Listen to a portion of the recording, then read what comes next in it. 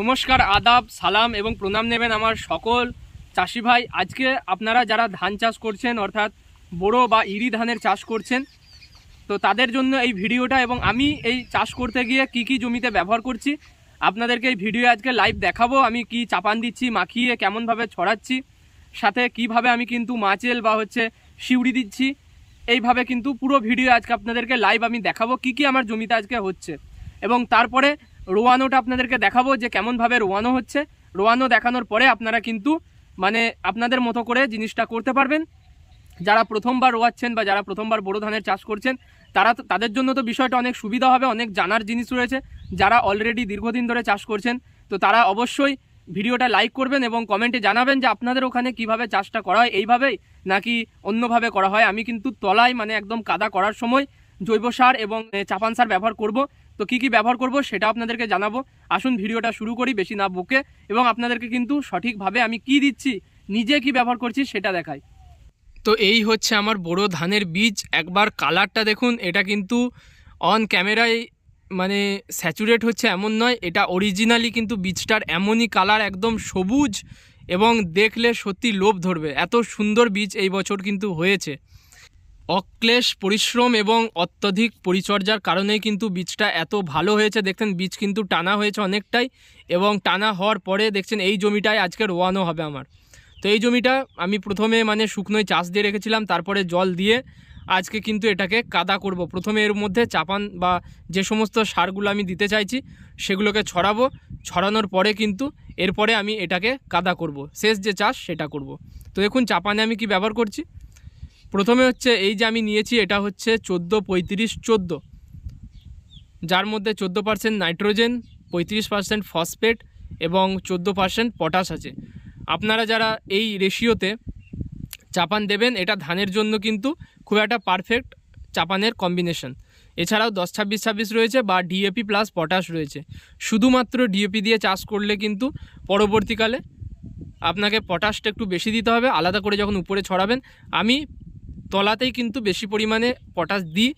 আমি এই বছর কিন্তু পটাশ আলাদা করে দিচ্ছি না, 10-26-26ও দিচ্ছি না, 14-35-14 দিচ্ছি, যার মধ্যে একটা সুষম কিন্তু এনপিকে সার রয়েছে।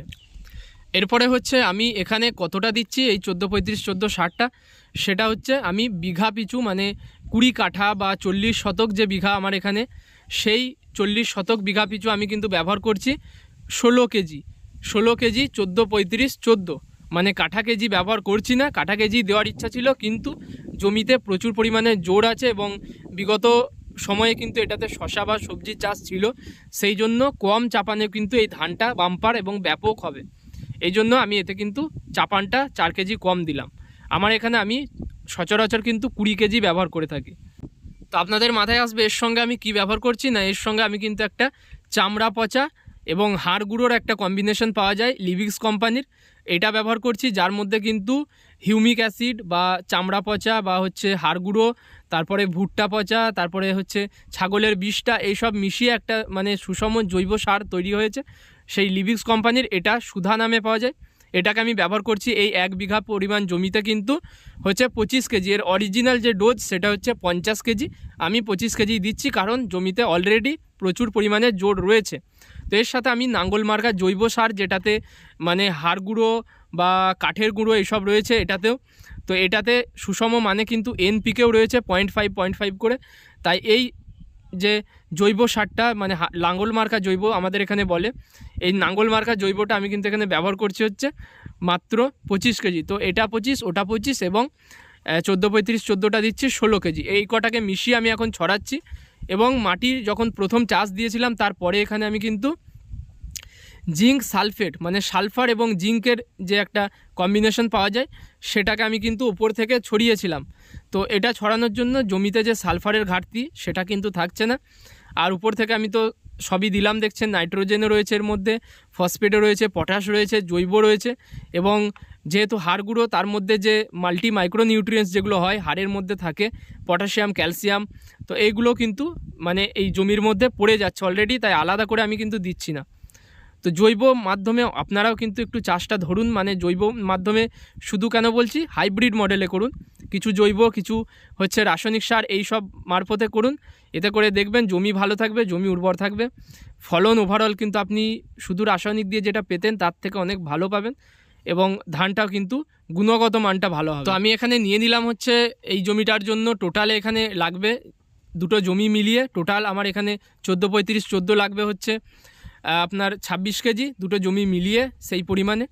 এবং এই দুটো জমি মিলিয়ে আমার কিন্তু এখানে যে জৈব সার এবং যে হাড়গুঁড়ো বা চামড়া পচাটা সেটাও আমি এখানে দিয়ে দিলাম। দেওয়ার পরে ভালোভাবে এটাকে মিশিয়ে কিন্তু দেখছেন আমার বাবা এই সারটাকে ভালোভাবে জমিতে ছড়িয়ে দিচ্ছে। ছড়ানোর পরে আমি কিন্তু এখানে চাষ দেব। দেখছেন আমাদের এই ট্র্যাক্টর, এটা স্বরাজ 744 XT ট্র্যাক্টরটা 2 বছর আগে নেওয়া হয়েছে এবং নিজেদের চাষের জন্যই শুধু ব্যবহার করা হয়, ভাড়া কিন্তু যায় না।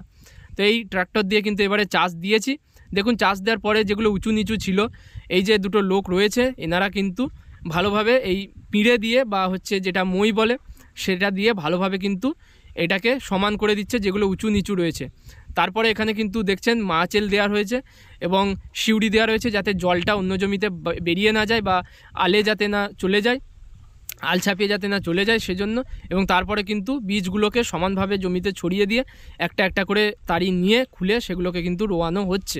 তো রোয়াইটা দেখছেন খুব ভালোভাবে কিন্তু হচ্ছে, একটু ঘন রোয়াচ্ছি এবং প্রতি কিন্তু মানে গুছিতে একটু বেশি করেই বীজ দেওয়া হচ্ছে, কারণ বড়ো ধানে যেহেতু মিনিকিট ধান সেহেতু এখানে কিন্তু পাশকাঠির সংখ্যা মানে বর্ষার ধানের মতো হয় না, তাই একটু ঘন এবং একটু বেশি কাঠি দিয়ে কিন্তু রোয়ানোটা হচ্ছে। এই রোয়ানোতে আমি এটুকু অ্যাসিওর যে আমার এখানে কারোর ধান হোক না হোক আমার এখানে আপাতত 20 বস্তা মানে 60 কেজির বস্তা হিসাবে 20 বস্তা ধান হবেই, মিনিকিট ধান এটা। এবং এটা কিন্তু ইউনিভার্সিটির মানে আমাদের বর্ধমান ইউনিভার্সিটির যে বীজ পাওয়া যায় সেই বীজটা। এবং এটা রোয়ানো হয়ে যাবে যখন, তারপরে কিন্তু আমি উপর থেকে যখন চাপান দেব তার ভিডিও আপনাদেরকে দেব। এবং সেই ভিডিওটা দেখার জন্য বা পরবর্তী যে বোরো ধানের পরিচর্যাগুলো আসবে, বিভিন্ন ধরনের মাজরা পোকার ওষুধ বলুন বা হয়তো কোনো রোগ বা ঘাস মারা বা কি দেবেন জমিতে, কি চাপান দেবেন, এই সমস্ত বিষয় নিয়ে পরবর্তীকালে ধাপে ধাপে কিন্তু আমি ভিডিও দেব। তো তার জন্য কিন্তু চ্যানেলটাকে অবশ্যই সাবস্ক্রাইব করবেন এবং আমাদের পাশে থাকবেন। আর যদি ভিডিওটা ভালো লাগে এবং প্রথমবার চ্যানেলে এসে থাকেন, অবশ্যই ভিডিও যদি ভালো লাগে একটা লাইক করবেন, বা যদি ভালো নাও লাগে, কি সমস্যা বা কোন অসুবিধা আপনাদের রয়েছে বা আমার সঙ্গে যদি একমত না হন, কি আপনারা চাইছেন সেটা অবশ্যই কমেন্টে জানাবেন। আমি সেটাকে পজিটিভলি নিয়ে আমি কিন্তু ইমপ্রুভমেন্ট করার চেষ্টা করব। এবং অবশ্যই আপনাদের যে চাষি ভাই বা বন্ধুরা আছেন তাদের মধ্যে ভিডিওটাকে বেশি বেশি করে শেয়ার করবেন। এই শেয়ার করার জন্য ভিডিওর এঙ্গেজমেন্ট বাড়ে এবং আপনাদের একটা লাইক আমাকে কিন্তু অনেক বেশি উৎসাহ দেয়। আজকের মতো এটুকুই, আবার হয়তো আপনাদের সঙ্গে পরের কোনো একটা ভিডিওয় দেখা হবে এই আশা রেখেই আজকের ভিডিওটা এখানেই শেষ করলাম।